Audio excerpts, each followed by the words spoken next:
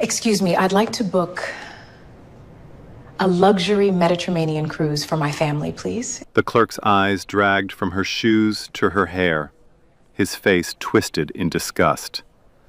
He stretched her words into a grotesque mockery of her accent. A luxury cruise. Head bobbing, neck rolling, every syllable dripping contempt. The whole room heard it. He turned to his coworker, grinning. She wants the luxury experience, girl. You hear that? This filthy, broke, disgusting creature thinks she belongs on a first-class deck with civilized people. He spun back, nostrils flared. You people disgust me. Get your dirty ghetto self out of my store before you contaminated everything. A customer filmed. Others stared. Nobody spoke. She didn't move, didn't flinch. Just absolute stillness. Not a single soul in that room could imagine what was coming next. To understand what happened inside that travel agency, you need to know who was standing at that counter. Monica Bradley grew up in a two-bedroom apartment in East Baltimore, the kind of neighborhood where sirens were background music, and the corner store had bulletproof glass. Her mother left when she was 3. Her father was never in the picture. The woman who raised her, her grandmother, Edith Bradley, worked double shifts at a hospital laundry facility for 26 years. Edith never took a vacation, not once. But every Sunday evening, she'd sit at the kitchen table with a stack of travel brochures she'd collected from the hospital lobby. She'd spread them out like a treasure map. Paris, Rome, Santorini. She'd point at the photos and say, "Baby, one day you're going to see all of this. Not in a magazine, with your own eyes." Monica never forgot that kitchen table. She graduated valedictorian from her high school, full academic scholarship to Howard University, double major in business and international relations. By 25, she'd saved enough from 3 simultaneous jobs to open a one-room travel agency in downtown Baltimore. The sign on the door read, Horizon Travel. 1 desk, 1 phone, 1 dream. 17 years later, that one-room office became Horizon Global Travel, the largest Black-owned travel firm in the United States. 1,200 franchise locations across 44 states, a valuation of $2.3 billion. Monica had been on the cover of Forbes. She'd been invited to the White House. She'd spoken at Davos. She'd built something that her grandmother never got to see, but always believed was possible. Edith passed away 4 years ago. She never did take that vacation. That's why Monica was in Scottsdale. She was attending the National Travel Industry Leadership Summit, a 3-day conference at the Scottsdale Resort, where she was scheduled as the closing keynote speaker. Between afternoon sessions, she had a 2-hour break, and she decided to do something she'd been planning for weeks. Her parents' 45th wedding anniversary was coming up in November. Monica wanted to surprise them. A 10-day luxury Mediterranean cruise for the whole family. 15 people. Rome, Santorini, Barcelona, Monaco. First-class everything. The kind of trip her grandmother used to dream about at that kitchen table. She didn't want to book it online. She didn't want an assistant to handle it. She wanted to walk into a travel agency, sit with someone, flip through brochures, and plan it the old-fashioned way.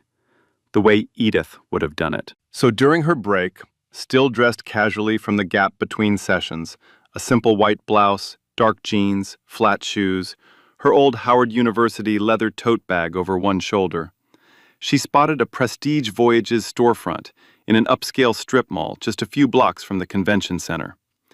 She recognized the Horizon Global branding in the corner of the window display, one of her own franchise locations. She smiled to herself. What a coincidence. She had no intention of revealing who she was. She wasn't there to inspect anything. She wasn't there as a CEO.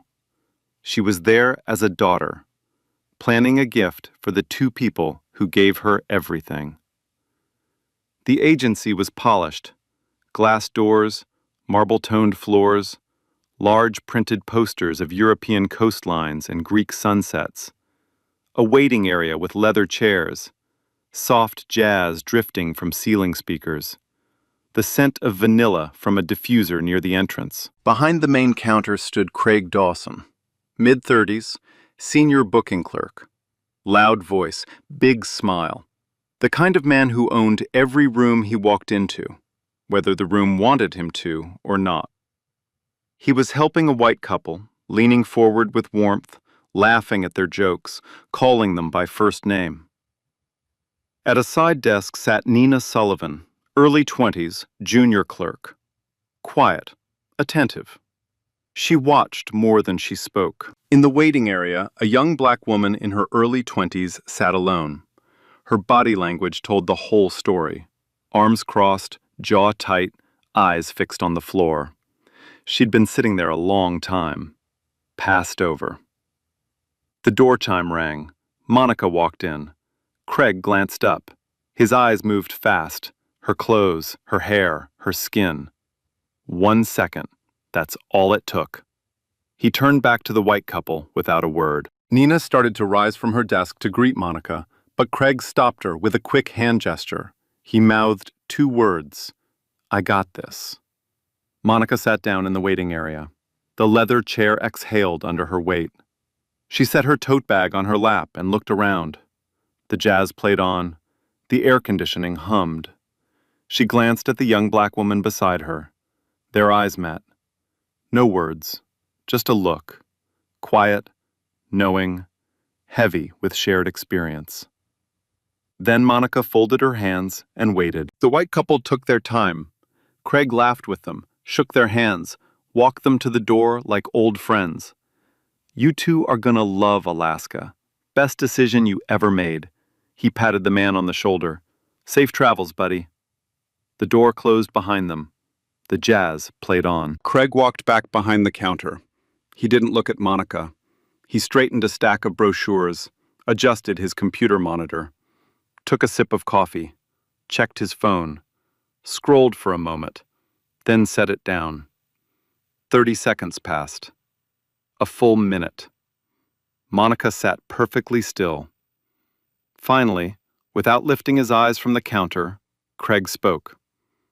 You can come up now. Not, how can I help you? Not, thanks for waiting. Just a flat, careless command, like calling a number at the DMV. Monica rose from her chair, crossed the waiting area, and approached the counter. She set her tote bag down gently and smiled. Good afternoon. I'm interested in booking a 10-day luxury Mediterranean cruise for my extended family, 15 people. It's a surprise for my parents' 45th wedding anniversary. Something shifted in Craig's face. Not curiosity, not interest. Something colder. His chin lifted slightly. One eyebrow arched. His eyes swept over her again.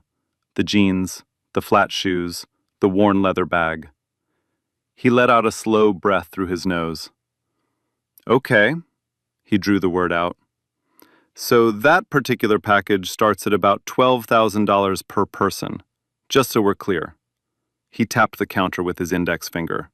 12,000 per person, times 15. He let the math hang in the air like a dare. Monica didn't blink. I'm aware of the pricing. I'd also like to discuss cabin upgrades and private excursion add-ons for the group. Craig's jaw tightened.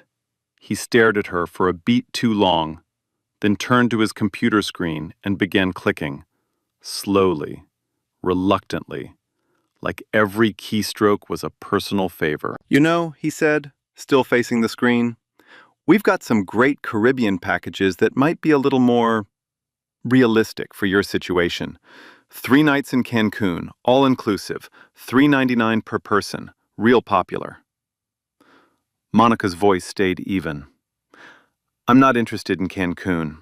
I'd like the Mediterranean itinerary. Rome, Santorini, Barcelona, Monaco. Craig stopped clicking. He turned to face her. The warmth he'd shown the white couple was gone. Completely gone. What replaced it was something bare and ugly. Ma'am, I'm trying to help you here. Those destinations are premium. We're talking about $180,000, minimum. He leaned forward. Do you understand what that number means? I understand perfectly. Do you, though? His voice dropped, but not his volume. Everyone in the room could hear. Because I've been doing this for 11 years, and I can usually tell within 10 seconds whether someone's serious or just window shopping. He looked her up and down one more time. And I gotta be honest with you. He paused, let the silence do the work. You don't look like a $180,000 customer. The young black woman in the waiting area shifted in her chair.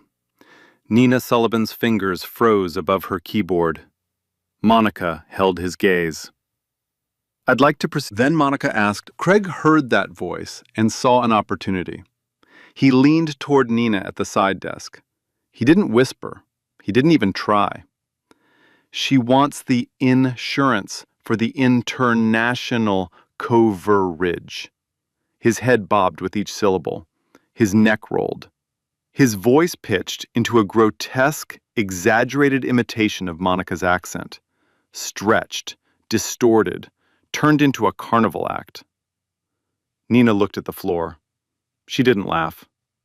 Craig did.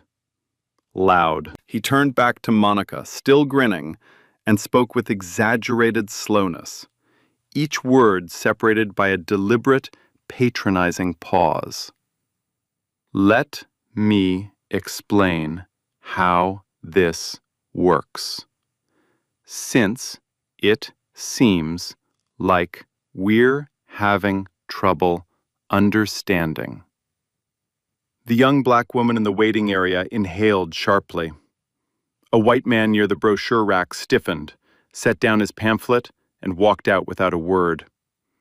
The glass door closed softly behind him. Monica's expression did not change. Not a flicker. Not a crack. She said quietly, "Could you repeat what you just said?" Craig's grin widened. He was enjoying this. The audience, the power, the performance.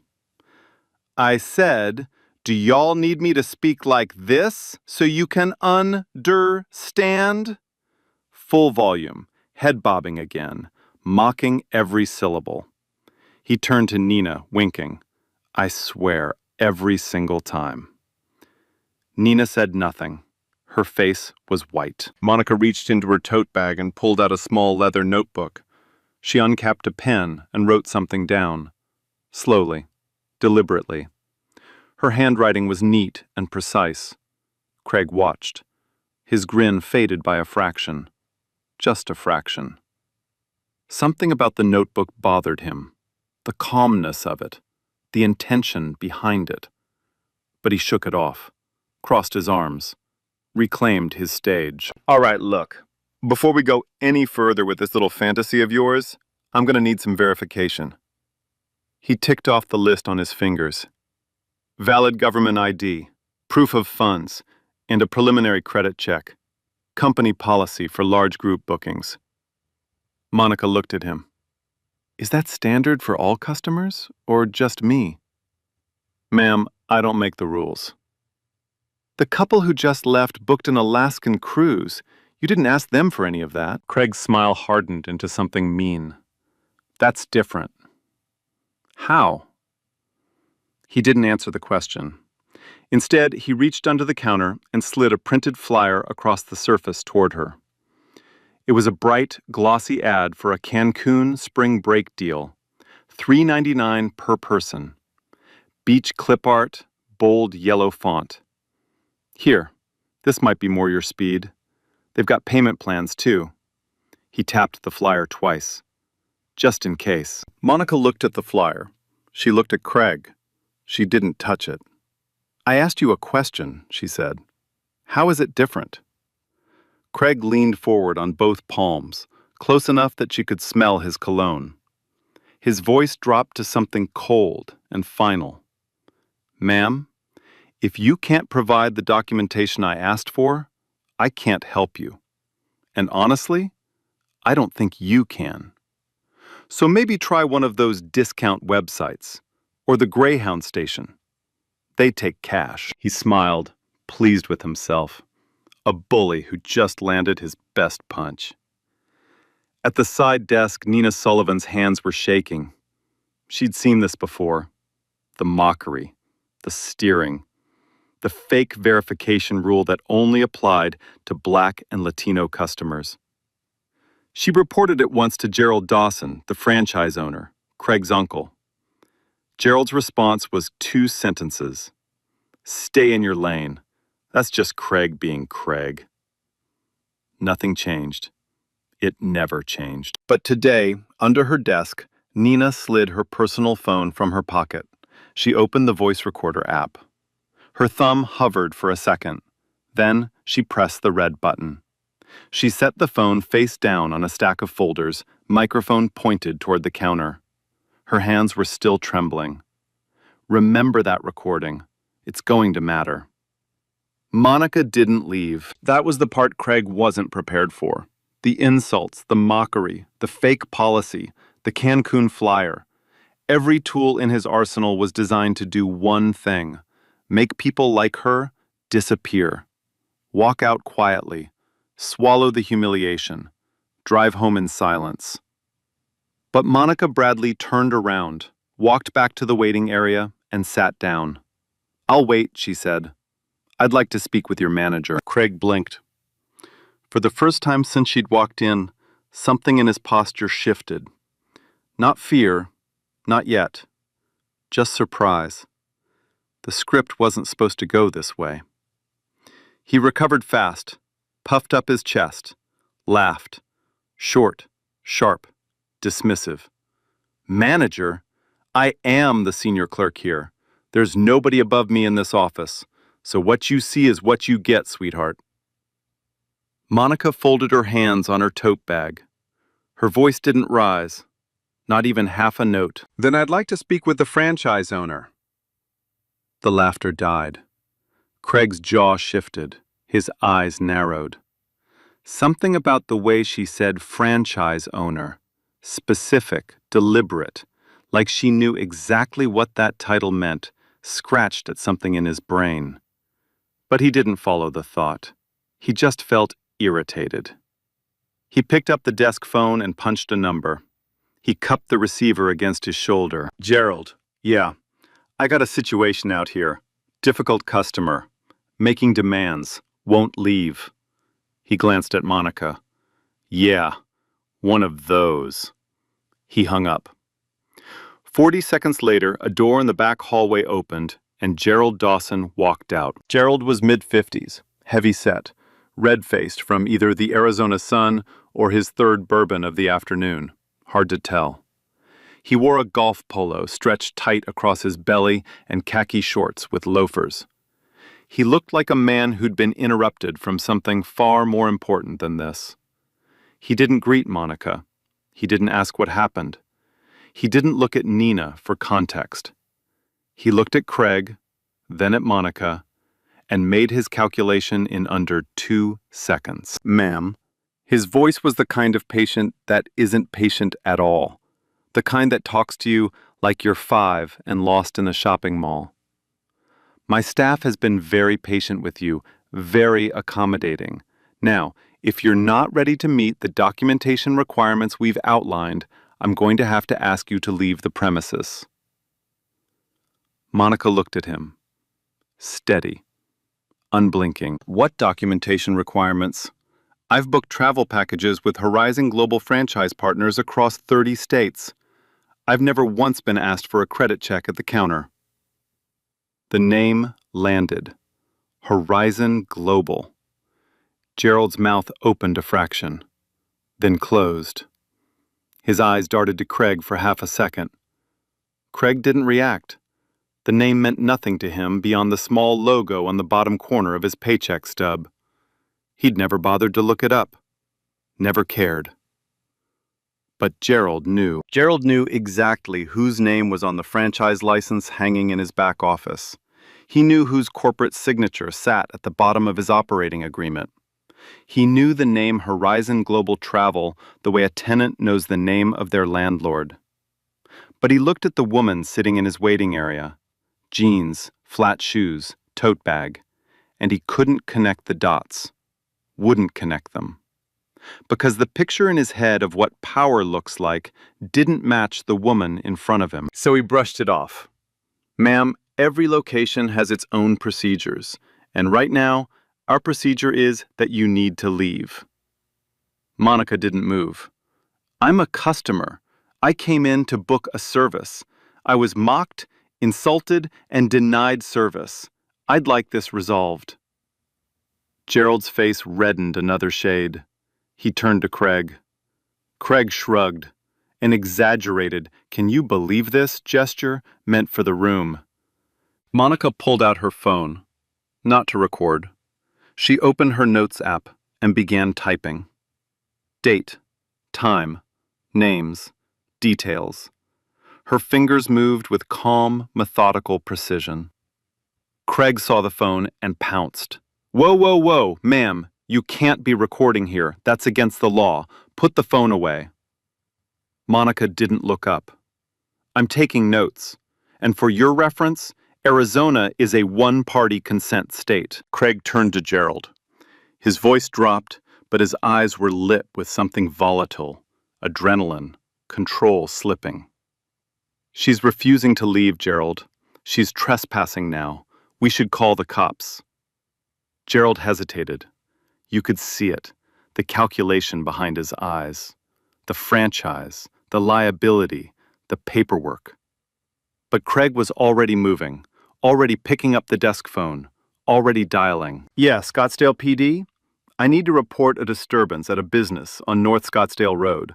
We've got a woman here, belligerent, aggressive, refusing to leave. Staff feels threatened. Belligerent, aggressive, threatened. 3 words, every single one of them a lie. And every single one of them carrying a weight that Craig understood and weaponized without a second thought. A black woman, alone, in a North Scottsdale business, with police now on the way. Summoned by a white man who used the word belligerent to describe a woman sitting quietly in a leather chair with a tote bag on her lap. The stakes in that room had just changed. This was no longer about a travel booking. This was no longer about a rude clerk.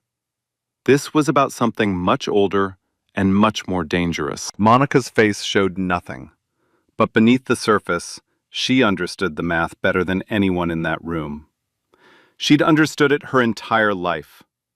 She picked up her phone and sent a single text to Terry Moore, her chief of staff back at the conference hotel across town. I'm at a Prestige Voyages in Scottsdale. They called the police on me. Terry read the message and was on her feet in 3 seconds. She called Derek Coleman, Horizon Global's general counsel, while pulling up the franchise database on her laptop. She forwarded the location address to the legal team. 7 minutes later, 2 Scottsdale PD officers walked through the glass doors of Prestige Voyages. One was younger, late 20s, sharp eyes, cautious. The other was older, heavy build, impatient expression, hand resting near his belt out of habit. Craig transformed. The moment the uniforms appeared, he became animated, urgent, convincing. He pointed at Monica, gestured with both hands, spoke fast. Officers, thank God, this woman has been disrupting our business for the last 30 minutes. She's been aggressive, confrontational. She refused to leave when asked. My staff doesn't feel safe. The younger officers scanned the room. A woman sitting quietly in a chair. A shaking junior clerk at a side desk. A franchise owner who wouldn't make eye contact. Nothing about this scene matched the word aggressive. The older officer walked directly to Monica. Ma'am, I'm going to need you to step outside. Monica looked up at him. Her voice was steady and clear. My name is Monica Bradley. I'm a customer. I came in to book a vacation for my family. I was refused service. I asked to speak with a manager. I've been seated here quietly the entire time. That's not what happened, Craig cut in, his voice rising. She's been causing problems since. The young black woman in the waiting area stood up. Her voice shook, but she spoke loud enough for both officers to hear. She didn't do anything. He's been mocking her since she walked in. He made fun of her voice. He called her disgusting. I watched the whole thing. Craig snapped toward her. Nobody asked you. Sit down. The older officer raised a hand. He looked at Monica, then at the door. Ma'am, I'm going to ask you one more time. Step outside, now, or I'll have to arrest you for trespassing. Monica stood. She picked up her tote bag. She placed her notebook inside. She walked past Craig, past Gerald, past the officers, and through the glass doors without a single word. Craig watched her go through the window. He crossed his arms. He smiled. He had won. Or at least, that's what the smile said. Gerald exhaled, wiped his forehead, and disappeared into the back office. Nina sat frozen at her desk, phone still recording under the stack of folders. The jazz played on. Outside in the parking lot, Monica stood in the late afternoon sun. The officers gave her a verbal trespass warning and drove away. She watched their cruiser turn the corner and disappear. Then she dialed Derek Coleman directly. When he picked up, her voice shifted. It was the voice she used in boardrooms when contracts were about to be shredded, when partnerships were about to end, when someone had made a mistake so catastrophic that the only conversation left was about consequences. She gave him everything: the franchise ID number, Craig Dawson's name, Gerald Dawson's name, the date, the time, every word she could remember, every violation. Derek listened without interrupting. Then he said, "Terry already briefed me. I'll have the franchise review initiated within the hour. Legal letters go out by morning." A pause. "Do you want the full protocol?" Monica looked back at the glass doors of Prestige Voyages. Through the window, she could see Craig leaning on the counter, laughing at something on his phone. Gerald had reemerged and was laughing with him. Two men celebrating a victory that didn't exist. "The full protocol," she said. She hung up, slid the phone into her bag, took one last look at the storefront. They had no idea. Not a clue. Not even close. 8 o'clock the next morning. The Arizona sun was already hot against the glass doors of Prestige Voyages. Gerald Dawson pulled into his reserved parking spot, coffee in one hand, phone in the other. He was in a good mood. Yesterday's situation was behind him. The difficult woman was gone. Craig had handled it. The cops had handled it. Life moved on. He unlocked the front door, flipped the lights, and walked to his desk in the back office. He set down his coffee. He tapped his phone screen. 11 missed calls, all from the same number. A 202 area code, Washington, D.C. Below them, 6 emails, all from the same sender. Office of the General Counsel, Horizon Global Travel, Inc. Gerald's thumb hovered over the screen. His coffee sat untouched. Steam curled into nothing. He called the number back. 2 rings. A voice answered. Male. Calm. The kind of calm that doesn't need to raise itself because it already holds all the power. "This is Derek Coleman, General Counsel for Horizon Global Travel. Am I speaking with Gerald Dawson, franchise operator of Prestige Voyages, location 415, North Scottsdale Road?" Gerald cleared his throat. Yes, that's me. What's this about?" "Mr. Dawson, I'm calling to inform you of a formal compliance action initiated against your location as of 6 o'clock this morning, Eastern Time." Gerald's hand tightened around the phone. "Compliance action? For what?" "Yesterday afternoon at approximately 2:15 p.m., a customer entered your location seeking to book a Mediterranean cruise package for her family. She was subjected to racial mockery, denied service on fabricated grounds, and ultimately removed from your premises by police after your senior clerk filed a false disturbance report. That customer was Monica Bradley. Silence. The founder and chief executive officer of Horizon Global Travel, the parent company that owns the franchise license you currently operate under. Gerald didn't speak. He couldn't. The phone pressed against his ear felt like it weighed 50 pounds. His legs softened beneath him. He reached for the edge of his desk, but missed. His knees buckled, actually buckled, and he lowered himself to the floor behind his desk. He sat there, on the thin carpet, back against the wall, mouth open, eyes staring at nothing. Derek continued. His tone didn't change, not once. Effective immediately, all operations at your location are suspended, pending a full investigation. Your booking systems will be locked remotely within the hour. A compliance team will arrive at your premises by noon today. Your franchise agreement, valued at $1.2 million in annual revenue, is under formal review for termination. Gerald's voice came out cracked and dry. There has to be some kind of misunderstanding. She never said who she was. She looked like what, Mr. Dawson? Gerald stopped talking. There are no misunderstandings here, Derek said. There is a recording. The line went dead. Gerald sat on the floor of his own office for a long time. The coffee on his desk went cold. Then he called Craig. Craig was at home, feet up, TV on, still riding the high of yesterday's performance. He answered on the second ring, voice loose and easy. Hey, what's up? Craig. Gerald's voice was barely a whisper. That woman yesterday, the one we had removed. Yeah, what about her? That was Monica Bradley.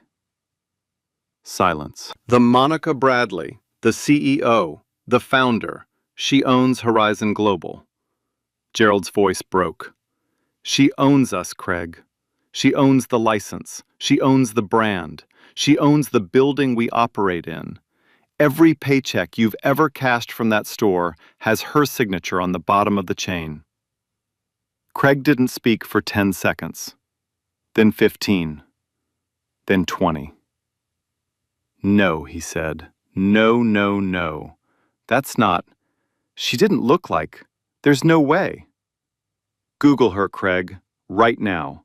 Google her name. Craig pulled up his phone with shaking hands. He typed Monica Bradley, Horizon Global, into the search bar. The results loaded. Forbes cover. The woman redefining American travel. Monica Bradley. Same face, same calm eyes, same woman he'd mocked, imitated, and thrown out like garbage. CNBC interview. Horizon Global's $2.3 billion valuation. There she was again, poised, powerful, commanding a room of executives. White House photo. Monica shaking hands with the president, smiling, wearing a navy blazer and pearl earrings. The same woman he told to try the Greyhound station. Craig's phone slipped from his hand and hit the floor. He called Gerald back. His voice was fast, high, desperate. We can fix this. I'll call her. I'll apologize. I'll drive to her hotel right now. Gerald, I can fix this. She's not taking calls, Craig. Gerald's voice was flat, empty. Her lawyer is taking calls. By noon, a black SUV pulled into the Prestige Voyages parking lot. 2 corporate auditors, a compliance officer, and a legal representative from Horizon Global stepped out. They wore badges. They carried briefcases. They did not smile. They locked the booking systems, collected hard drives, downloaded security camera footage, interviewed Nina Sullivan in a private room. She handed over her audio recording without hesitation. By 2 o'clock, the glass doors of Prestige Voyages were locked. A printed notice hung on the front entrance, taped at eye level. This location is temporarily closed, pending a compliance investigation by Horizon Global Travel, Inc. Craig drove to the store that afternoon. He parked in the lot and stared at the notice through his windshield. His name badge was still clipped to his shirt. His hands gripped the steering wheel so hard, his knuckles turned white. 24 hours ago, he was smirking behind that counter. Now, he couldn't even get through the door. It took 48 hours, that's all. 48 hours for everything Craig Dawson had built his small, arrogant life around to collapse completely. The investigation was swift.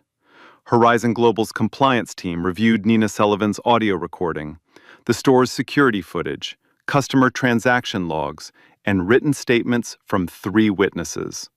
The findings were devastating. Craig had violated Horizon Global's anti-discrimination policy, the Customer Service Code of Conduct, and the Franchise Operating Agreement's Equal Access Clause.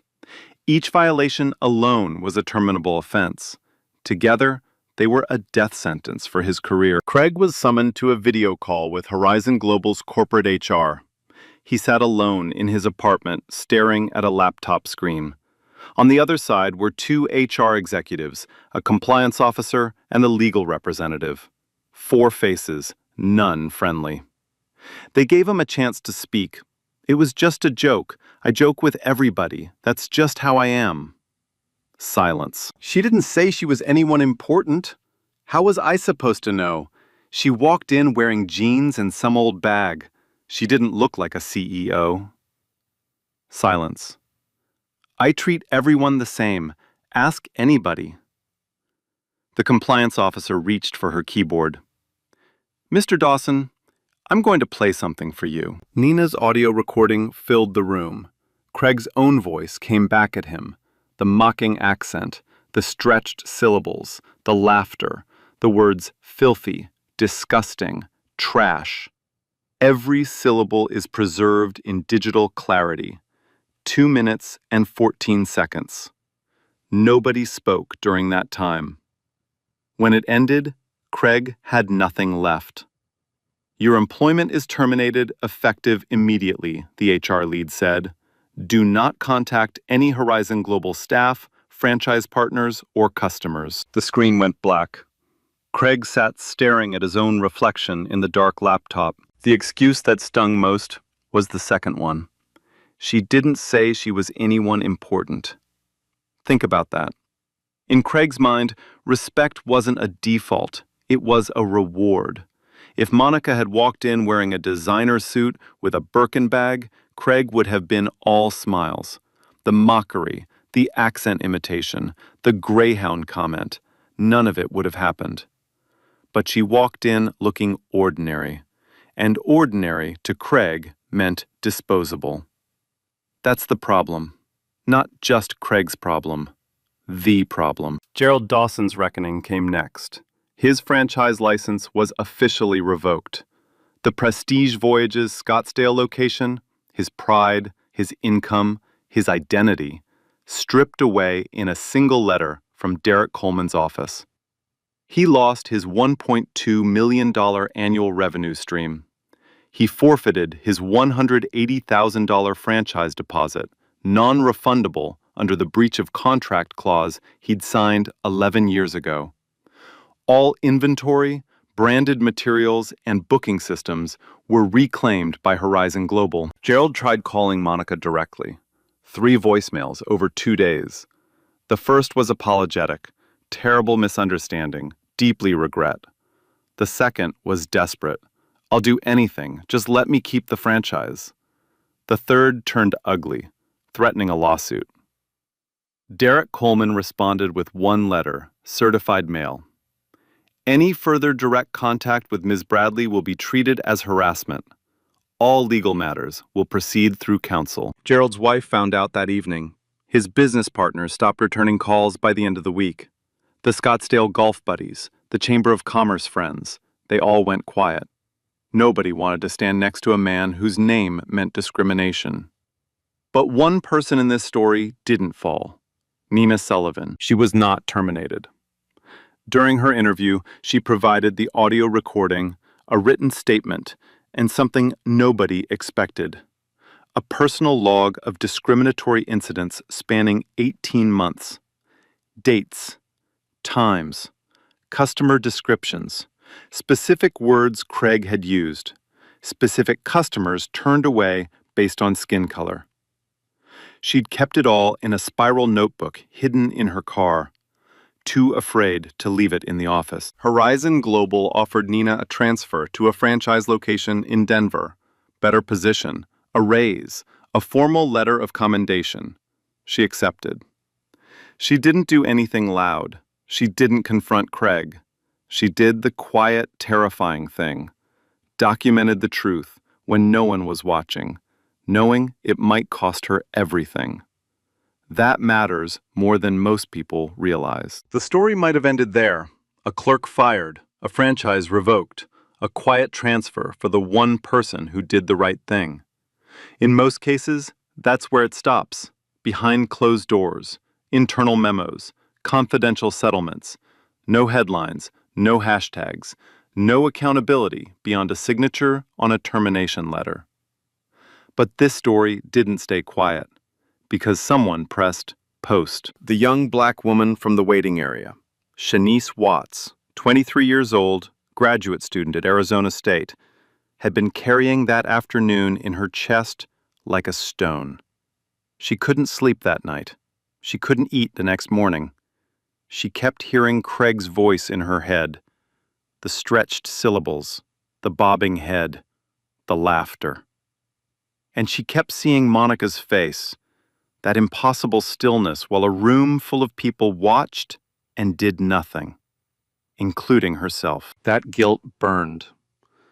2 days after the incident, Shanice sat on her apartment floor with her phone and typed a post.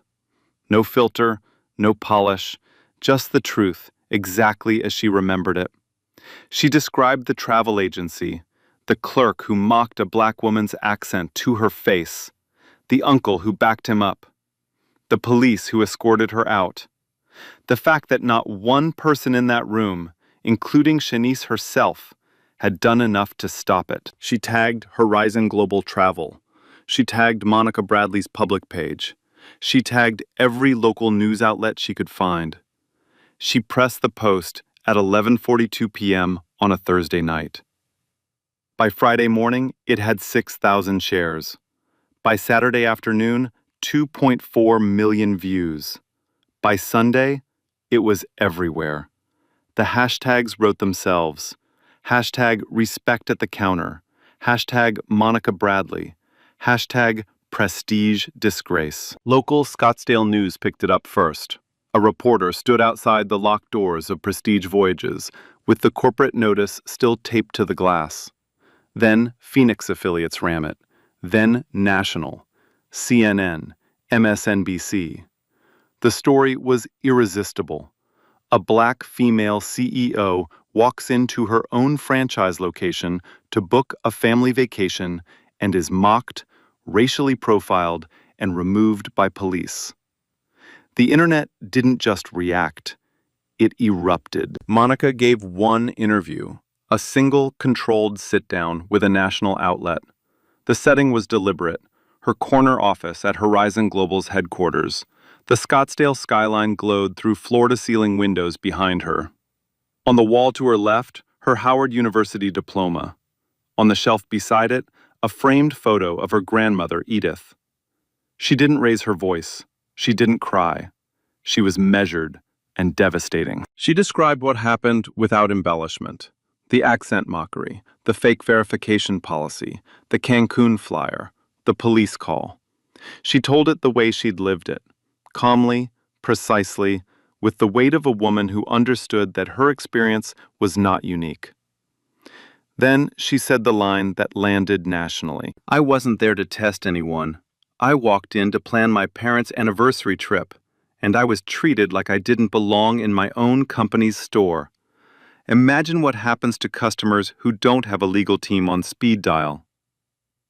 That quote ran on every network, every outlet, every timeline. But Monica wasn't finished. She revealed that Horizon Global had received over 200 discrimination complaints across franchise locations in the past 2 years. 200. And that her experience in Scottsdale proved the problem was not isolated. It was systemic. The interview aired on a Tuesday evening. By Wednesday morning, Shanice Watts had filed a formal civil rights complaint with the Arizona Attorney General's office, citing racial discrimination under the Arizona Civil Rights Act. Nina Sullivan's audio recording was submitted as primary evidence. Then the floodgates opened. 8 additional former customers came forward within 2 weeks.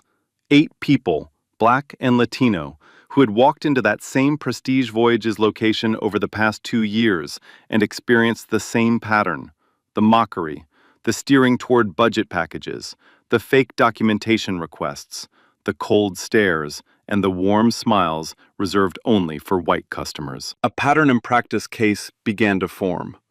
Craig Dawson was personally named in the complaint. Gerald Dawson was named as the enabling franchise operator, who had received prior internal complaints and deliberately ignored them. Derek Coleman, on behalf of Horizon Global, cooperated fully with the investigation. He turned over internal complaint records, franchise audit findings, and the full termination documentation. Horizon Global didn't protect Gerald. They handed him over on a silver platter. The Arizona Attorney General's office announced a formal investigation into discriminatory business practices at the Prestige Voyages Scottsdale location. It made the evening news in 3 states. Craig hired a lawyer. The lawyer reviewed the evidence, the audio recording, the security footage, the 8 additional complainants, the corporate file, and advised Craig to settle. Quietly, quickly, before it got worse. But the complainants weren't interested in quiet. They'd been quiet long enough. 6 months later, the case was resolved. Craig Dawson was found liable for discriminatory conduct under Arizona civil rights law. He was ordered to pay $95,000 in damages split among the complainants. He was required to complete 200 hours of community service with a civil rights organization, and he was mandated to attend a 12-month anti-discrimination education program. Gerald Dawson was found liable as the enabling operator. He was ordered to pay $250,000 in fines. He was permanently barred from holding any Horizon Global franchise license, and his name was entered into the state's public record of civil rights violations. The Scottsdale location was reopened 3 months after the verdict, under new ownership. A Black-owned small business group that had been on Horizon Global's franchise waitlist for 2 years was awarded the license. Monica approved it personally. Justice. Not the Hollywood kind. No dramatic courtroom speeches, no slow-motion gavels. The real kind. The kind that shows up in legal filings, financial penalties, and a man's name permanently attached to the word discrimination in a public database. Craig's life after the verdict was small and getting smaller. His name was the first result on Google, news articles, the viral post, the legal filing. He deleted every social media account he had. He applied for 3 jobs in the service industry over the following months. Each employer ran a basic background search. Each one declined. Public conduct concerns. He moved out of Scottsdale, left Arizona entirely. His Uncle Gerald stopped speaking to him. The man who had enabled him, protected him, and laughed with him through the glass doors of Prestige Voyages, gone. Blood wasn't thicker than a $250,000 fine. He thought he was the gatekeeper. Turns out he was just a guest. And he got himself uninvited. 6 months after that afternoon in Scottsdale, Monica Bradley stood backstage at the Horizon Global Annual Leadership Summit. 400 people filled the hotel ballroom: franchise owners, regional managers, corporate staff, and partners from across the country. Crystal chandeliers, white tablecloths, the hum of conversation, and clinking glasses. Monica adjusted the collar of her blazer. She held a single index card in her hand. She didn't need notes for this speech. She'd been writing it in her head since the moment she walked out of those glass doors. The MC called her name. The room stood. Applause filled every corner. She walked to the podium, set down the index card, looked out across the room, and waited for silence. 6 months ago, she began, I walked into one of our franchise locations to book a cruise for my parents' anniversary. I was wearing jeans. I was carrying my grandmother's old tote bag from Howard. I looked like a regular customer, because that's what I was. She paused. The clerk behind the counter took one look at me and decided I didn't belong. He mocked my voice. He imitated my accent in front of a room full of people. He told me I was disgusting. He told me to leave. And when I didn't, he called the police. The ballroom was silent. 400 people. Not a fork moved. Not a glass touched a table. He didn't know who I was. And that's exactly the point. Because what if I wasn't me? What if I was just a woman on her lunch break trying to plan something beautiful for her family? What if I didn't have a legal team? What if I didn't have a platform? What would have happened to her? She let the question sit. I'll tell you what would have happened. Nothing. She would have walked out, driven home, told no one, and that clerk would still be behind that counter today, doing the same thing to the next person who walked in looking like me. She gripped the edges of the podium. That's why we're making changes. Not because of what happened to me, because of what's been happening to people who don't have my name or my resources. People whose stories never make the news. She announced a new company-wide initiative, the Open Door Standard. Mandatory anti-discrimination training for every Horizon Global franchise employee. Not optional, not suggested, mandatory. Quarterly equity audits at all 1,200 locations. And a direct customer complaint hotline that bypassed franchise management entirely and connected straight to corporate. If someone walks into one of our locations and is treated like they don't belong, Monica said, I want to know about it before they reach the parking lot. The room erupted, standing ovation, 400 people on their feet. Monica stepped back from the podium. Her eyes moved across the crowd. And she found her. Third row from the back, left side, Nina Sullivan, now an assistant manager at a top-performing Horizon Global location in Denver. She'd flown in for the summit on her own dime. She wasn't scheduled to speak. She just wanted to be in the room. Monica saw her, nodded. A small, quiet nod. Nina nodded back. Her eyes were wet. But she was smiling. There was one more person who wasn't in that ballroom, but whose presence Monica felt every day. Shanice Watts, the young woman from the waiting area, had used her portion of the settlement to enroll in a hospitality management program at Arizona State. She was 3 semesters in. Dean's List. She'd sent Monica a handwritten thank you card 2 months after the verdict. 3 sentences. Simple. Honest. Monica kept it framed on the bookshelf in her office, right next to the photo of her grandmother Edith. Some stories end with a gavel. Some end with a fine. This one ended with a woman standing at a podium, building something better from the wreckage of something broken. And with a young clerk in Denver who learned that courage doesn't always look like confrontation. Sometimes it looks like a trembling thumb pressing a red record button under a desk when nobody's watching. And with a 23-year-old grad student who sat on her apartment floor one night, wrote the truth, and pressed post. If this story hit you somewhere real, drop a comment. Tell me, have you ever witnessed something like this? What did you do? What do you wish you'd done? Hit that like button if you believe respect shouldn't come with a dress code or a credit check. Subscribe if you want more stories like this. Trust me, I've got plenty. And share this with someone who needs to hear it, because you know someone who does. One last thing before you go. Respect doesn't cost a thing, but disrespect, that bill always comes due. 11 years behind the counter, and it took Monica probably one afternoon to show Craig Dawson he was the one who never belonged there. But his accuse is what gets me. She didn't say she was anyone important. In Christ's word, respect had the price tag. If Monica walked in with a Birkin bag, he would roll out the red carpet. But she showed up in jeans and her grandmother's old tote bag, and that's enough for him to decide she was nothing.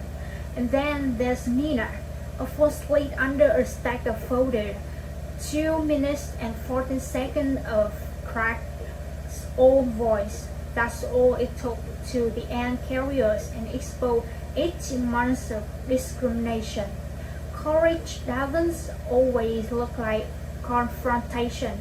Sometimes it's a trembling thumb pressing record. So, let me ask you something. Have you ever been in that room, a place where someone got disrespected and you just watched? Shanice was there too. She saw everything. The guy kept her up until she wrote the truth and pressed the post. What about you? Would you have been Nina, Shanice, or the ones who look away?